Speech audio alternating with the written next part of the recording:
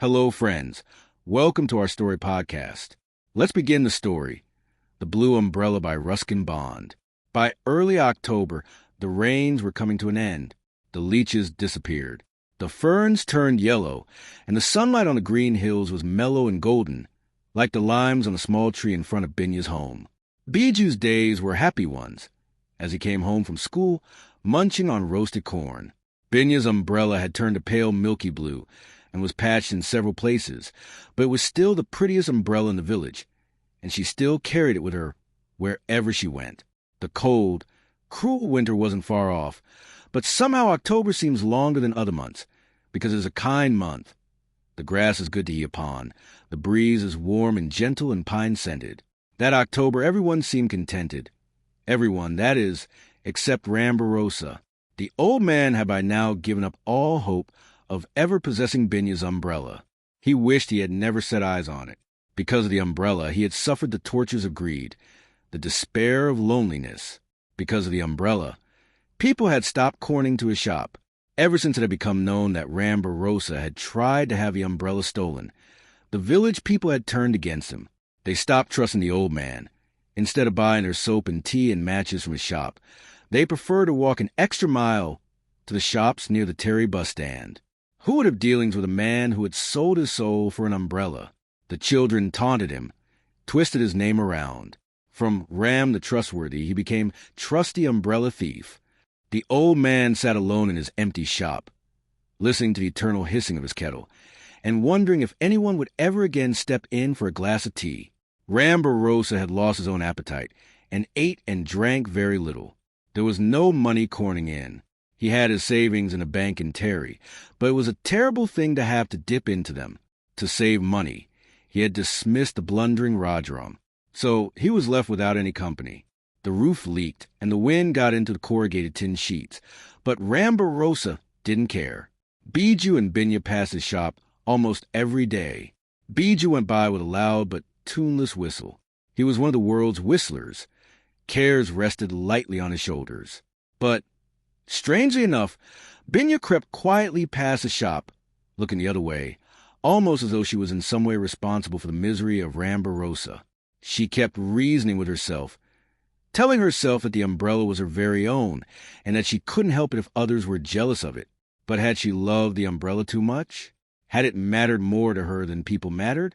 She couldn't help feeling that in a small way she was the cause of the sad look on Bharosa's face. His face is a yard long, said Biju, and the ruinous condition of his shop.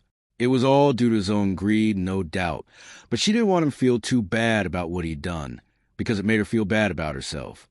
And so she closed the umbrella whenever she came near the shop, opening it again only when she was out of sight. One day toward the end of October, when she had 10 paise in her pocket, she entered the shop and asked the old man for a toffee. She was Bharosa's first customer in almost 2 weeks. He looked suspiciously at the girl. Had she come to taunt him, to flaunt the umbrella in his face? She had placed her coin on the counter. Perhaps it was a bad coin. Bharosa picked it up and bit it. He held it up to the light. He rang it on the ground. It was a good coin. He gave Binya the toffee. Binya had already left the shop when Bharosa saw the closed umbrella lying on his counter. There was the blue umbrella he had always wanted, within his grasp at last.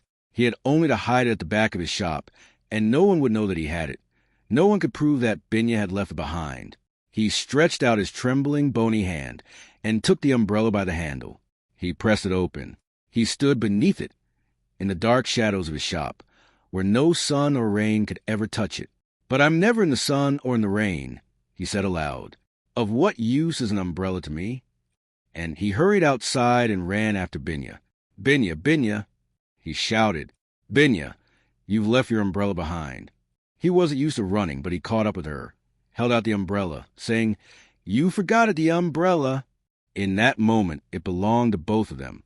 But Binya didn't take the umbrella. She shook her head and said, "You keep it. I don't need it anymore." "But it's such a pretty umbrella," protested Bharosa. "It's the best umbrella in the village." "I know," said Binya, "but an umbrella isn't everything." And she left the old man holding the umbrella and went tripping down the road, and there was nothing between her and the bright blue sky. Well, Now that Bharosa has the blue umbrella, a gift from Binya, as he tells everyone, he is sometimes persuaded to go out into the sun or the rain, and as a result, he looks much healthier. Sometimes he uses the umbrella to chase away pigs or goats.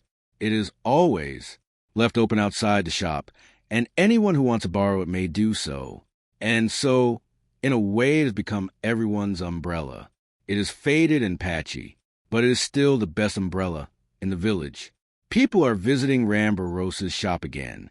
Whenever Biju or Binya stop for a cup of tea, he gives them a little extra milk or sugar. They like their tea sweet and milky. A few nights ago, a bear visited Bharosa's shop.